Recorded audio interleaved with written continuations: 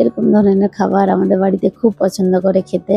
ভেতরের ফিলিংটা দেখছো একদম পুরে ভরা, একদম ফুলা ফুলা, পুরা পারফেক্ট মেজারমেন্টের সাথে আজকে ডাল পুরি রেসিপি তোমাদের সাথে শেয়ার করব। আশা করছি ভিডিওটা ভালো লাগবে। আমি ছোলার ডাল ভিজিয়ে রেখেছিলাম 5-6 ঘন্টা, সেটা ভালো করে ধুয়ে একটা মিক্সির জারেতে দুটো কাঁচা লঙ্কা, ধনেপাতার ডান্ডি, স্বাদ অনুসার নুন দিয়ে একবার ঘুরিয়ে নিলাম। ঘুরিয়ে নেওয়ার পরে অল্প একটু জল দিয়ে একদম ফাইন পেস্ট বানিয়ে নিয়েছি। এবার আটাটা রেডি করব ডালপুরি বানানোর জন্য। আমি আটা ময়দা দুটো মিক্স করে দিচ্ছি। 2 বাটি ময়দা, 1 বাটি আটা, পাতলাওয়ালা সুজি দিয়েছিলাম 2 চামচ, চিনির গুঁড়ো দিয়েছিলাম 1 চামচ, স্বাদ অনুসার নুন আর জোয়ান দিয়েছিলাম। জোয়ানটা দিলে ফ্লেভারটা খুব সুন্দর আসে ডালপুরির, আর হজমের জন্য ভালো। সুজিটাও তোমরা স্কিপ করবে না, সুজিটা অবশ্যই দিবে। সুজিটা দিলে খুব সুন্দর একটা ক্রাঞ্চিনেস আসে। আমি ময়ান দিলাম তেল, ময়ান দেওয়ার পরে অল্প অল্প জল দিয়ে আটাটা মেখে নিতে হবে। একসাথে জলটা দেবো না, অল্প অল্প দিয়ে জলটা দিয়ে আটাটাকে মেখে রেডি করে নিলাম। এটা 15 মিনিট ঢেকে ছেড়ে দিলাম। এবারে ডালের ডোটা বানিয়ে নেবো। আমি গ্যাসের উপরে একটা ননস্টিকের প্যান চড়েছি, অল্প একটু তেল অ্যাড করে হিং আর আদাটাকে হালকা ভেজে নিলাম। তারপরে হলদি দিলাম 1/2 চামচ, হলদিটাও হালকা ভেজে নেওয়ার পরে গরম মশলা দিয়ে আমি 1/2 কাপ জল অ্যাড করেছি।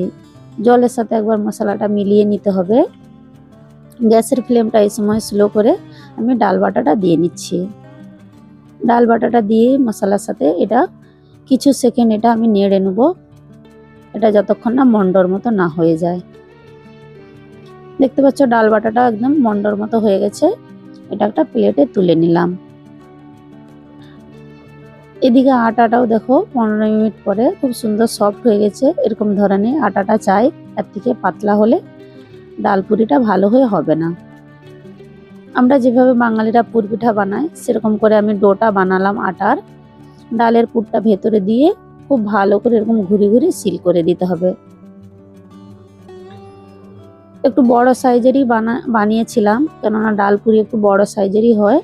আমি তেল দিয়ে ডালপুরিগুলো বেলে নিচ্ছি, তোমরা চাইলে আটা দিয়েও বেলতে পারো। এরকম ধরনের বেলে রেডি করেছিলাম। খুব বেশি মোটা ছিল না, আর খুব একদম পাতলা ছিল তাও ছিল না। একদম পারফেক্ট ভাবে বেলে রেডি করেছি, একটু সাইড থেকে বেরায় না, ফাটে না, কাটে না, আর খুব সুন্দর তেলেতে ফুলেও ছিল। তেলটা গরম করতে দিয়ে দিয়েছিলাম। তেলটা গরম হয়ে যেতে মিডিয়াম ফ্লেমে এগুলোকে সব ফ্রাই করে নিতে হবে। দেখতে পাচ্ছ কত সুন্দর ফুলেছে ডালপুরিটা, খেতেও বেশ সুন্দর হয়েছিল।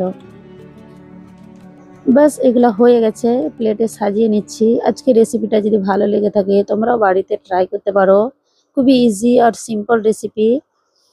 তো কেমন লাগলো ভিডিওটা অবশ্যই বলবে, ভালো লাগলে একটা লাইক কমেন্ট করবে। পুরো ভিডিও দেখার জন্য অসংখ্য ধন্যবাদ। এনজয়। ভিতরের ফিলিংটা দেখতে পাচ্ছ কত সুন্দর হয়েছে। অসংখ্য ধন্যবাদ।